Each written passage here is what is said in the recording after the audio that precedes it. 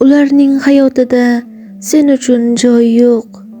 Ular uchun hech qanday ahamiyatga ega emassan. Keraksizsan.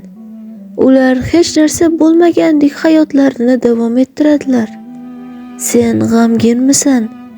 Ko'z yosh to'kasanmi? Xafamisan? Ular hech parvo qildimi? Hech qachon.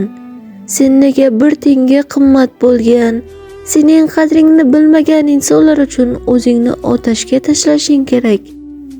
Agar ular sensiz yashay olishsa, sen ham ularsiz binoydek yashay olasan. Agar ular sening o'rningga boshqa odamni qo'ysa, sen ham ularning o'rnini yaxshiroq insonlarga almashtirishing mumkin.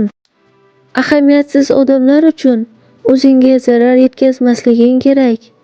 G'amga botganingda hech kim sendan ham ko'proq g'amga botmaydi. Buni bilishing kerak. Ularning joni jonu, seniki nima? Zotan yetarlicha horimadingmi? Kel, biroz o'tir, dam ol. O'zing uchun yangi sahifa ochma. O'zing uchun yangi daftar och. Birinchi sahifasiga esa bundan keyin hech kimni o'zimdan yuqori o'ringa qo'ymayman deb yoz.